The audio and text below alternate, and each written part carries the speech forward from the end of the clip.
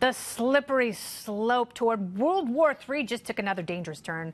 Russian Foreign Minister Sergei Lavrov, he's a spicy character, issued a warning to the U.S. today saying the U.S. should stop playing very dangerous games which could lead to the dismemberment of the Syrian state.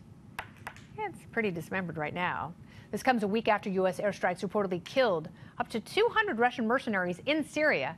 But who is controlling the mercenaries, and are they affiliated with the Russian military command? Joining us now, Fox News strategic analyst Lieutenant Colonel Ralph Peters is back. Welcome back, hey, sir. Hey, Kennedy. I'm back in the ring with the champion. Oh, very nice. All right, before we towel off, let's talk about this because this whole story is so strange. Both sides really tight-lipped about it. Up to 200 Russian mercenaries killed. Were they fighting? Did they attack that Kurdish base at the behest of the Kremlin? Kennedy, there is no way on earth, as the Russians say, просто невозможно. It's impossible for that event to have occurred without Vladimir Putin's personal approval. Putin was clearly testing us. And as far as Foreign Secretary Lavrov's comment that we're playing with fire, as it were, or dangerous games, I'd say the dangerous game was sending 500 Russian mercenaries, naemniki, and along with Syrian thugs and armor and artillery to attack a Kurdish base with U.S. advisors in the area. They know that they are our allies. They know that the U.S. is advising them. So why would they do that? Well, I think Putin was trying to see if we would have the guts to respond, if we let him just walk over the Kurds. And also, there were oil fields in the area, and Syria hasn't got a lot of oil, but what they have really matters to the state.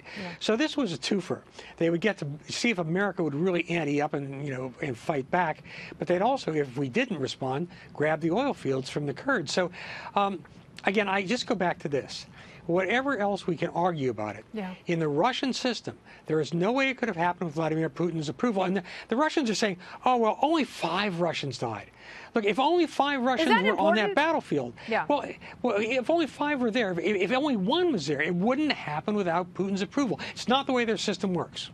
All right, and they're being really cagey about that number, and it's leaving the widows and the families quite sad and confused because they want to know what happened to their husbands and sons and fathers. Yeah, indeed. That's a very good point.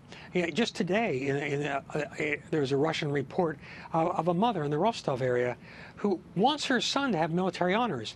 Because although here, these Russian mercenaries, for want of a better word, are compared to Blackwater, Blackwater was never a branch of the U.S. government.